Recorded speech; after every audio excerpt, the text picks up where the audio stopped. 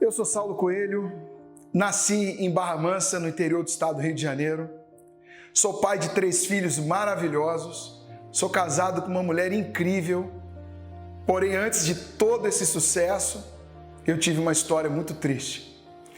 Minha infância não foi uma infância tão fácil, sofri bastante na minha infância, tive dores emocionais fortíssimas que, sem dúvida nenhuma, causaram em mim grandes traumas.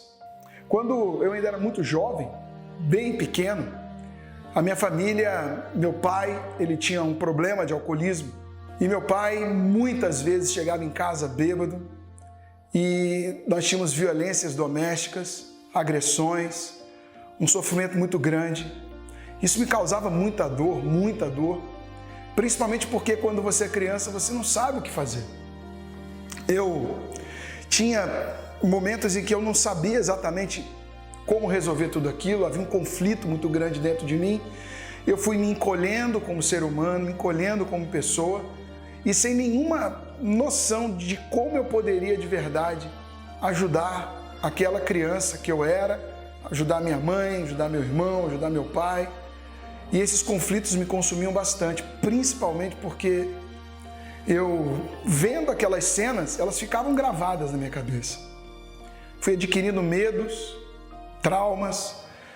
Eu me lembro muito no domingo, sempre tocava a música de um programa dominical e sempre quando ela tocava à noite eu sabia que alguma coisa ia acontecer na minha casa e sofrimento atrás de sofrimento.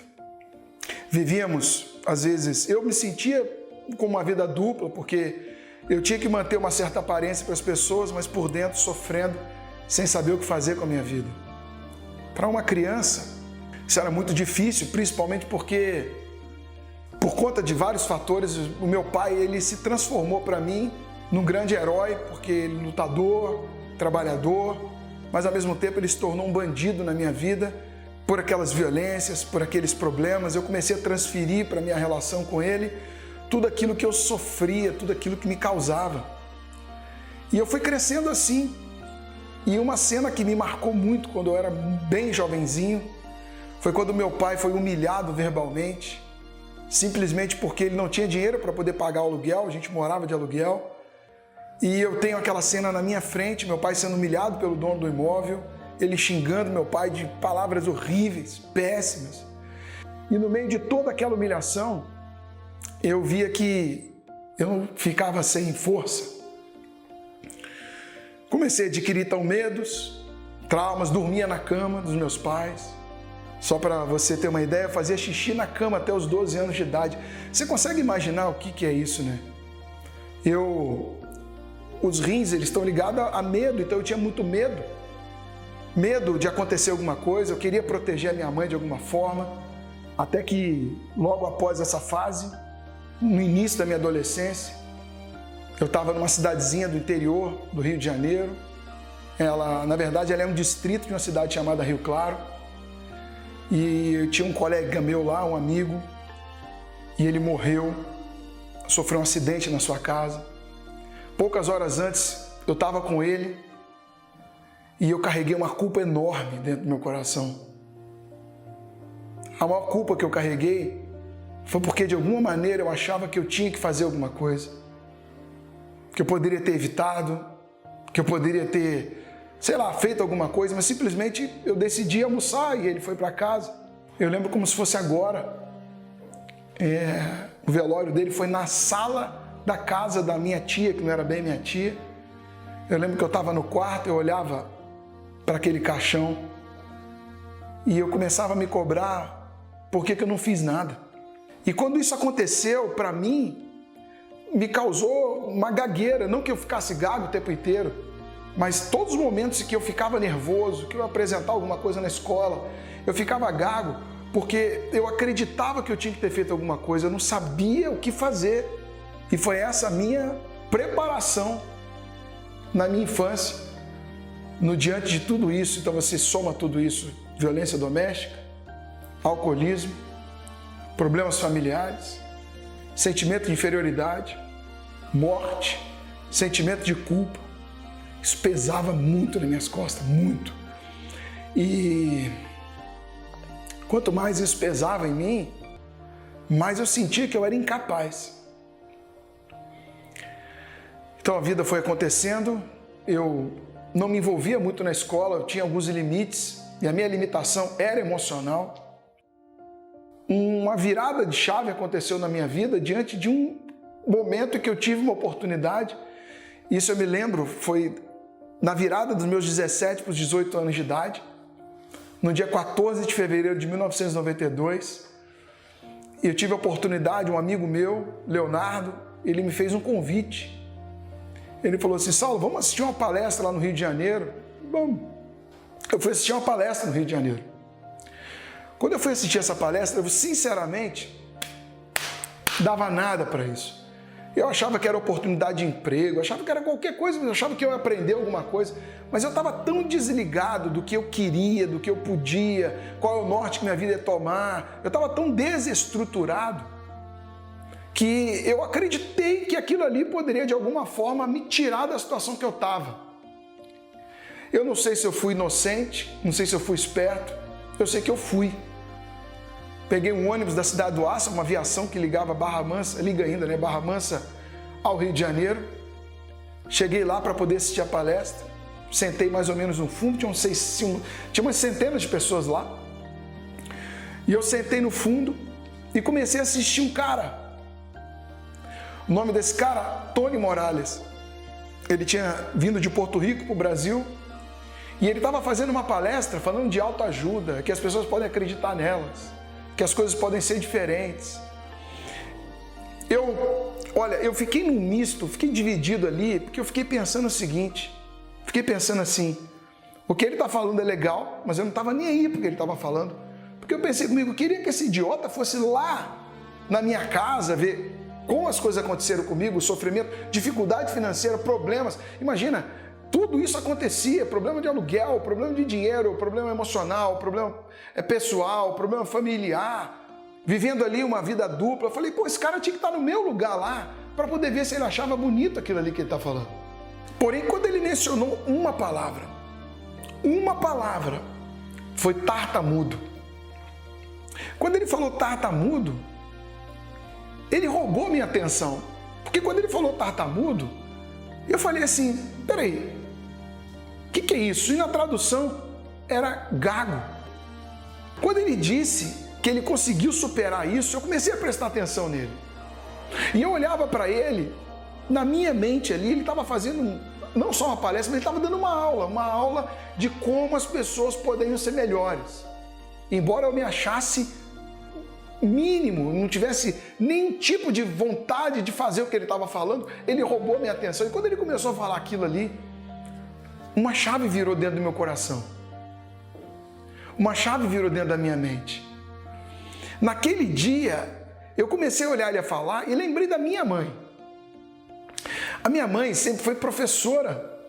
Ela dava aula na escola pública, ganhava mal, mas ela fazia muito pelas pessoas, ela ajudava as pessoas, ela queria dar o melhor dela. E como professora, quando eu vi aquele cara falando, eu comecei a olhar aquilo, porque eu tinha isso dentro do meu coração. Eu via minha mãe dar aula e eu falava, puxa, isso é bonito. Ela doava a vida dela e eu falei, isso é interessante, eu quero isso para mim também. E quando eu vi aquele cara falando, eu falei assim, é isso que é importante. Eu quero fazer aquilo ali que ele está falando. Eu não tinha a mínima noção do que ele fazia e a mínima noção do que eu poderia fazer. Mas naquele dia eu fiz uma viagem de 30 centímetros, eu saí do coração, fui para a mente, voltei para o coração e falei assim, eu acho que eu posso mudar a minha vida.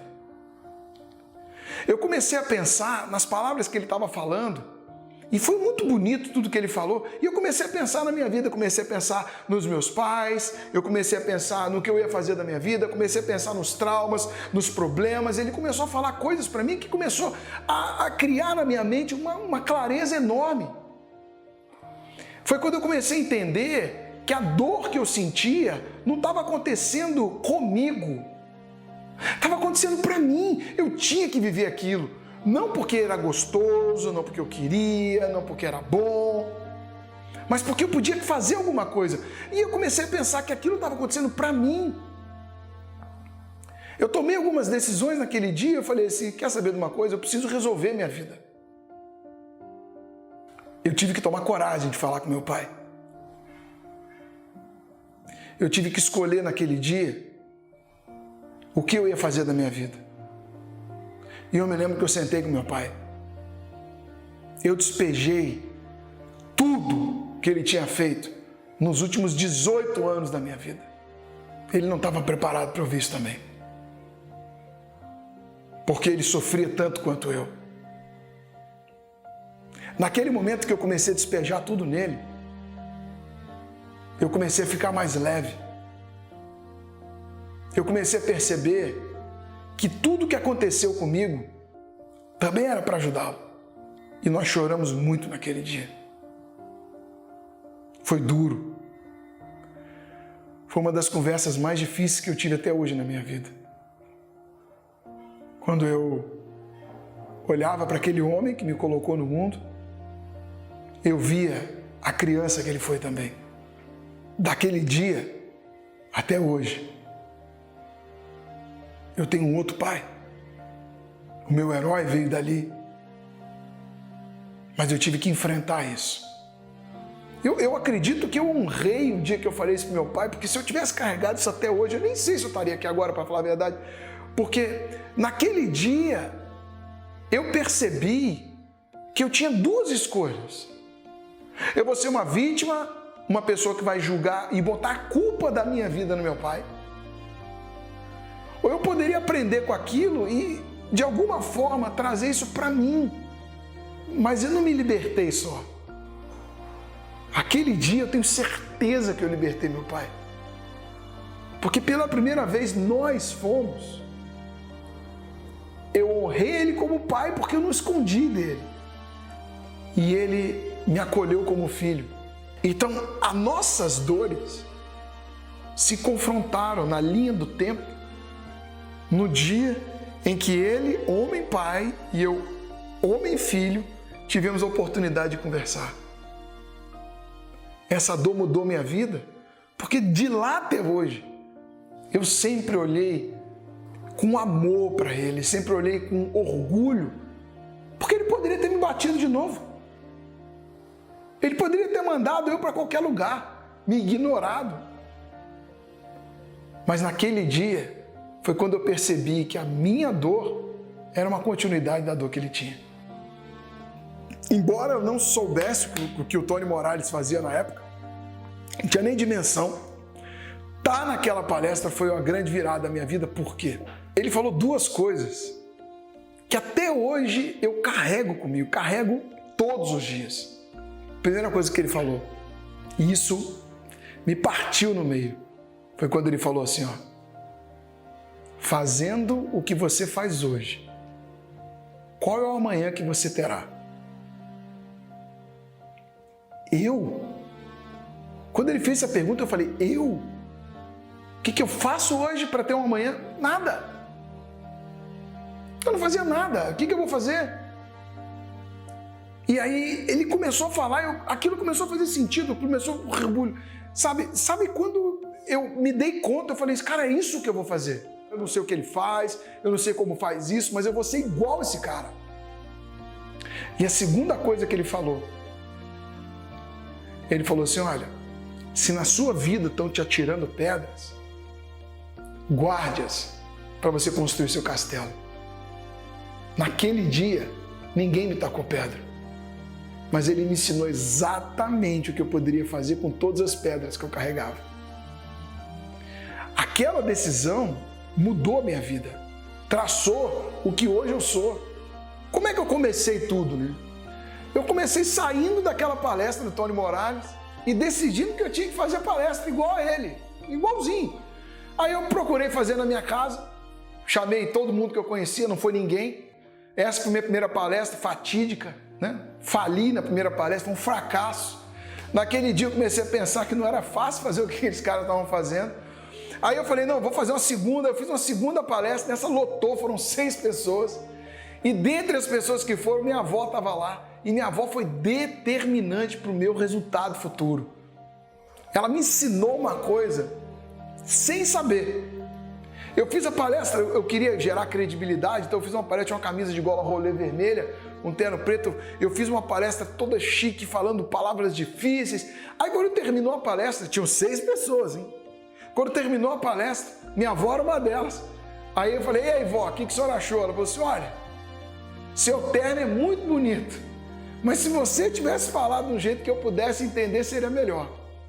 Naquele dia, eu percebi que não importava o quanto de conhecimento eu fosse adquirir. Se eu não tivesse uma linguagem que pudesse tocar o coração das pessoas, eu não criaria uma chave que pudesse, de fato, me transformar num grande profissional. Eu montei um programa de transformação, chamava Academia das Estrelas, que eu contava uma metáfora de um homem que se abaixava, pegava uma estrela do mar, jogava no mar, e alguém chegou perto dele e perguntava para ele, que diferença isso faz? Ele falava, ele abaixava, pegava outra estrela, jogava no mar e disse, para aquela estrela eu fiz a diferença. Isso fazia muito sentido para mim, porque não importava quantas pessoas iam me assistir. Eu queria fazer diferença para aquela estrelinha.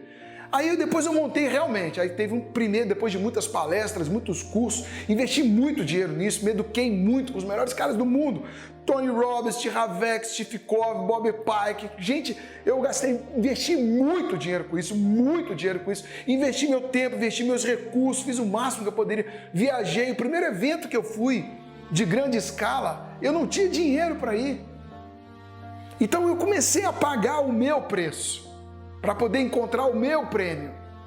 Foi quando eu entendi que quanto maior o preço, maior o meu prêmio. Então eu comecei a perceber que isso também era uma dor, porque eu queria ser bom, eu queria fazer aquilo, não sabia como.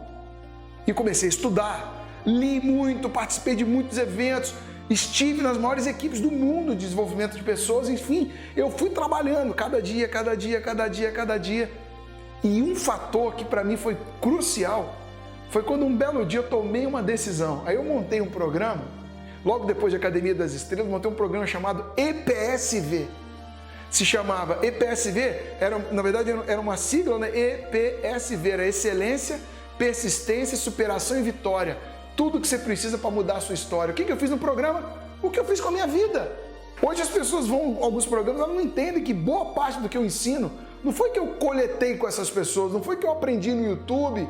Não, eu estou 3 décadas quase fazendo o que eu estou fazendo aqui, em busca do maior desenvolvimento possível, mas as ferramentas eram as que eu fazia comigo. Eu comecei a perceber como eu poderia mudar. Então esse EPSV foi muito interessante, porque nele começou a criar gatilhos. Foi o primeiro programa de transformação de dor em poder. E olha que eu estou falando de muitos anos atrás. De lá para cá, dezenas de programas, centenas de milhares de pessoas, 5 países do mundo, sempre trabalhando, desenvolvendo o quê? O poder que as pessoas têm de transformar a sua dor em poder. Essa parte da minha vida é 100% o que aconteceu comigo. Eu não ensino para as pessoas aquilo que eu vejo, foi o que aconteceu comigo. Eu tive vários exemplos. Hoje meu casamento é maravilhoso, minha esposa é incrível, meus filhos são maravilhosos, mas eu já tive um casamento falido. Eu já tive situações difíceis. Eu errei muito para poder chegar até aqui, mas com uma diferença. Cada erro era só uma pedra do meu castelo. E quase 30 anos depois, eu posso te dizer uma coisa. Por que eu estou gravando isso hoje para você? Por que só hoje? Por que eu não fiz isso antes? Por que eu estou dividindo a minha história com você? Porque eu acredito que de alguma forma eu sou parecido com você. E eu acredito que de alguma forma toda dor pode ser transformada em poder. E é isso que eu quero te ajudar.